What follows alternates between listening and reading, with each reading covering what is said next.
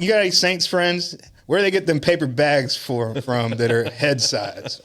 Because that's how I felt like if I was at that game, that's how I would have walked out of the stadium. It was embarrassing output, I would say, the least. 44-19.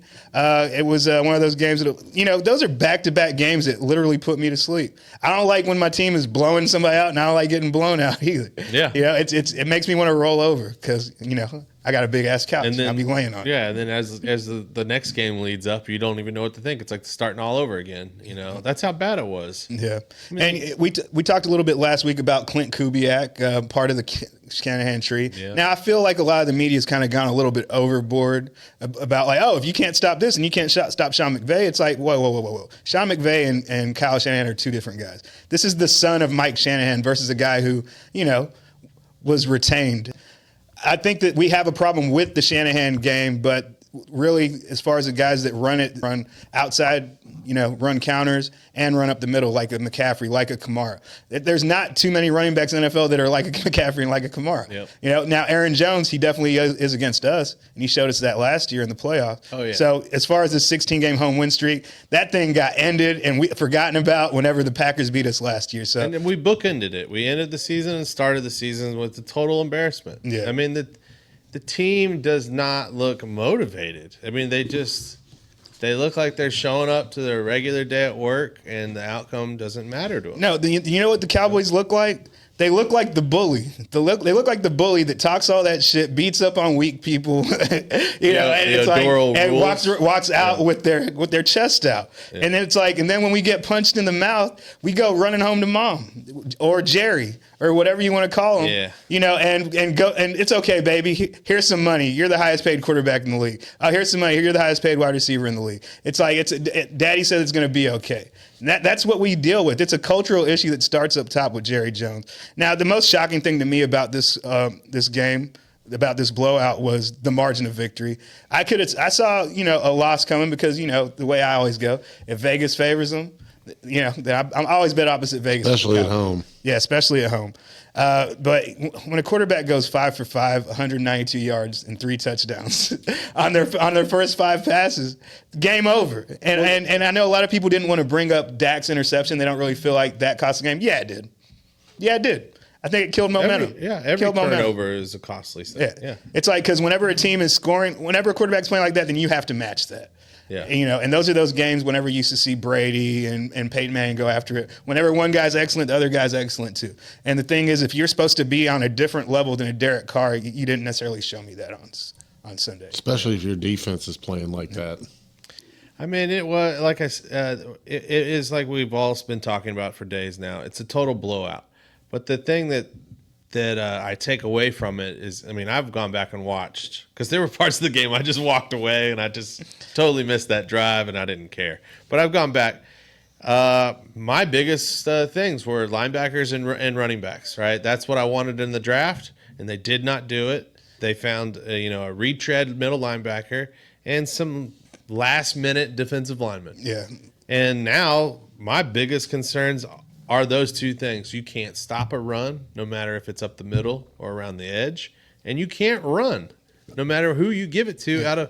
I think what I read today was Deuce Vaughn had the highest number of yards on a first down. Like, all these guys are out there getting the ball, 10, 12 times. He's getting it 5, and he's still getting more than what the rest of the running backs room is getting.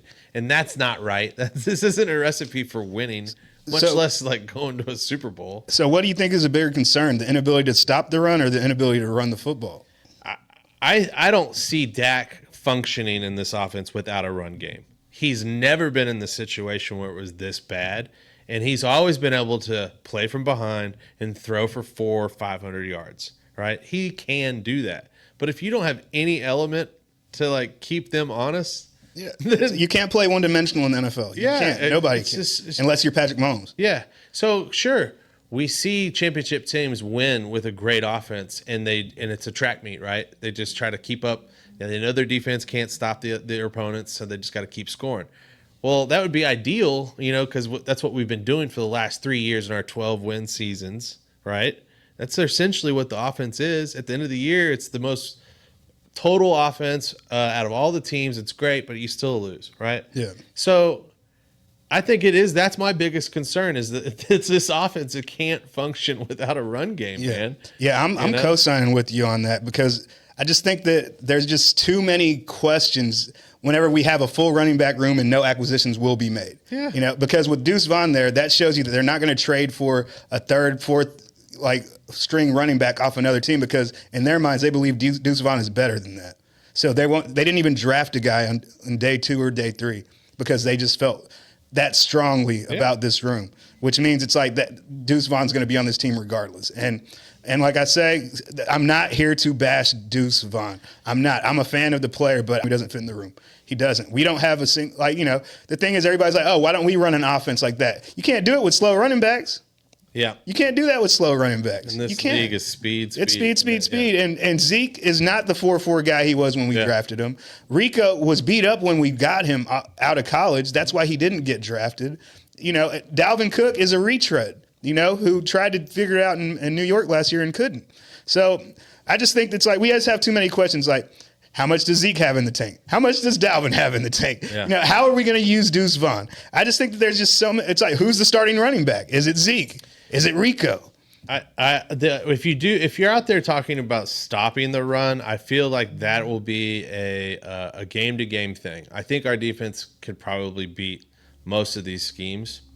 How they lost that scheme against the Saints is pretty apparent. These are familiar coordinators. One got out coached, and more importantly, if you go back and look at the big all the touchdowns that they scored, right? Yeah, big plays. It was a combined effort of mistakes. It wasn't one guy slipping and falling. It wasn't, the perfect blitz pickup. It was like they're running just a regular play, and all of our guys are out of position. And it was just Kendrick. It's just like Kendrick was probably the one that my eye just kept going towards. I was like, how is this dude just not playing the way he normally plays? How is he out of position? How does he get sucked in? Wilson, our safety, how do you get beat? That's your job, is to not get beat. Yeah. You know what I mean? So I feel like from week to week, this defense can still probably, have some good games. Yeah. But this offense is I don't know. Yeah, well, I felt like the way that the game looked, it's kind of like when a pitcher has a fastball and a slider working on you. It's like you're just off balance and you're just getting blown by each and every way. Yeah, that's what it was. What I compared it to. But I do believe that as far as fixing the run, I think that you have to have I don't know if Zimmer was trying to prove a point by playing Lealfa, Notre Dame. And but he had more than double the snaps as Overshawn. After the debut that Overshawn had, it's like, so to me, I think he's showing a bias to a guy that he drafted, who he brought in to put in his system. Yeah. And he got exposed because as bad as the running game looked, the passing game set up the run. With all those big passing plays, They were able to run out the clock on us starting in the end of the second quarter, beginning of the third quarter, just by running the ball. And we couldn't stop them even then. We couldn't stop it. Yeah. And even if you go look at the PFF grades, our run blocking grade wasn't that bad. Now, our defensive tackles were non-existent. All 3 of them were our 3 lowest graded players, according to PFF in this game. Wow. And that's Mozzie Smith now being a bottom 3 player in our defense both week 1 and week 2, as far as PFF is concerned. That's league-wide. Yeah. That's for the Cowboys. Just the team. Team-wide. I was going to say. No. Yeah, no. We already got there. No, we're not there yet. Well, you were mentioning some of this stuff about how they used personnel, right? And I have read a bunch of stuff that, Overshawn didn't get enough plays. But then Zimmer comes out and says, he's still coming back from an injury and yada, yada, yada. Sounds like a little bit of excuse making, right? But if you look at this team overall, there is a ton of first-year players. There's a ton of second-year players. We can't afford to try to give them experience in the first half of the season and just gamble with our record. Yeah, it's just I mean? Our first 2 games kind of seem like preseason games, the way that we don't show up in the second half at all. The product was pretty bad. You know, like that Cleveland game, we got a little mystified, I think. Our guys didn't have to look that great. Yeah. Because lo and behold, Cleveland just didn't look. They look like us this past week. But that's the thing that does worry me, I guess, on the defensive side. would be the young players that might take a while. Well, my problem is, but I think our safeties look pretty bad, and as far like they were getting blown by yesterday, like on Sunday, and I think that as far as like there were a lot of times in that game that I felt like I saw Hooker and Wilson in the box like linebackers. Yeah. And I guess it's trying to match the speed of Kamara, but to me those should be Overshown situations. Those should be Marquise Bell situations. These are speedy linebackers that can run just like these guys. And to me, it's like. And maybe this was the test, and it's like, and Hooker and Wilson, you failed, and now moving forward, that these guys will be in these situations because this is all a new scheme to everybody there. So I don't see how he can be showing favoritism towards veterans that didn't gain that veteranship with him. Well, those two guys in particular, they had a tendency to sneak down into the box a lot last year, which led to giving up some big plays. Yeah. So if you can't stop a run play, don't give up a big play. Yeah. Those guys should be playing center field no matter what. There's no rhyme or reason for them to be playing up and trying to cheat and catch a run. I swear, like I've never in my time watching Malik Hooker play, I've never seen him in the box as much as I saw him in the box in that game against the Saints. Yeah. And there's a reason for that. And it's not his job. So it's if he's going to get more linebacker snaps than Overshown, he's going to get more like in the box like snaps than all these bigger safeties you have. Whenever you know he's your best center fielder, it's like that means that you're doing something wrong. Yeah. And I think especially whenever you have somebody like Deron Bland out right now, like you really can't afford to not have him deep back there playing that center field. Oh yeah. And I just think it was a mistake, especially whenever you trust Carlson that much on the outside to where you're not going to have your most experienced deep cover man back there helping him out. It was just a plan for failure. Disaster even. Yeah, number 21 Carlson is going to have a lot to live up to with the amount of pressure they're putting on him. He's wearing the jersey. They're letting him go out there on an island. He's a complete rookie. And what round was he again?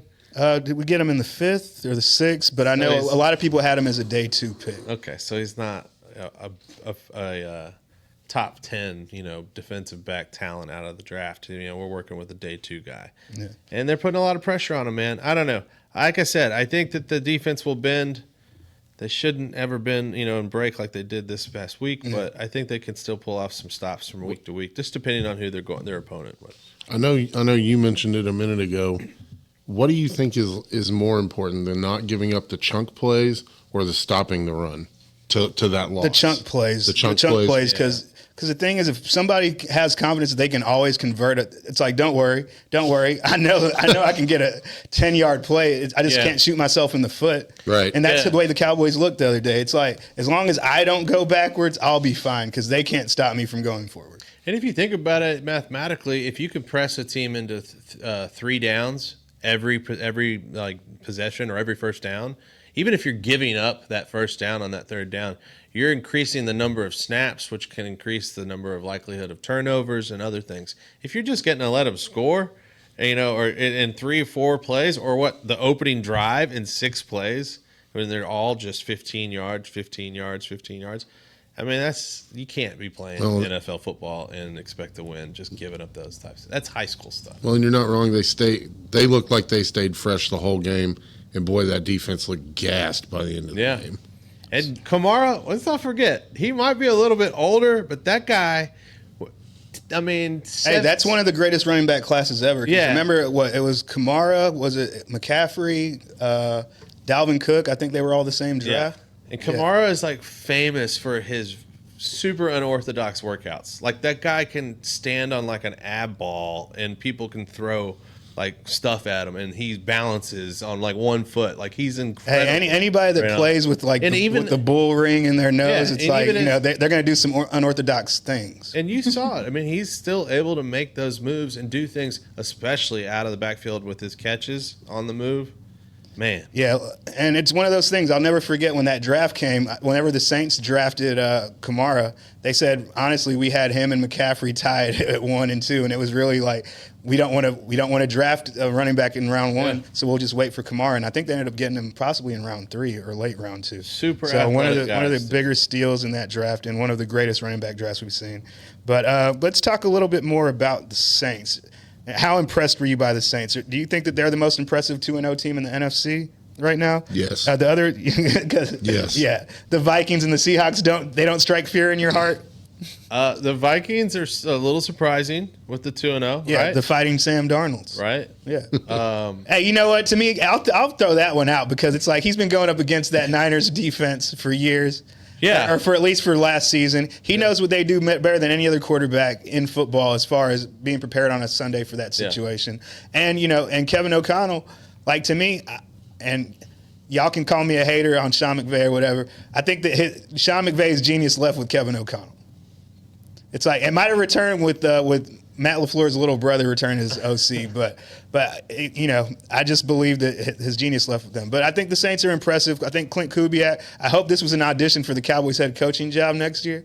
There's a lot of people put a little post-it up. Like, call him at the end of the year. Well, his brother is our national scout. Yeah. He's a national scout for the Cowboys, Klein, and his other brother Clay is the current passing game coordinator with the Niners. So his brother was replaced by him.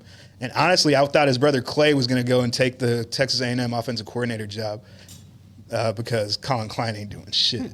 But it's Aggies shit. I don't care. But yeah, New Orleans is doing some fun stuff. I can't remember exactly, but I'm pretty sure they had 13 consecutive scoring drives in game 1 and 2 combined. Yeah, I think it's the most points ever 14, scored in the first 2 weeks of the NFL. Or I think in a 2-week stretch. I think I heard that. Yeah, I don't even think it's to open the season. I think it's just in 2 weeks. That team has a pretty solid core. I would say like most of those Maybe guys we need to check out, did all those guys play throughout the preseason and that's why they're coming out beating the shit out of everybody? Yeah. It's like, guess what? These games matter.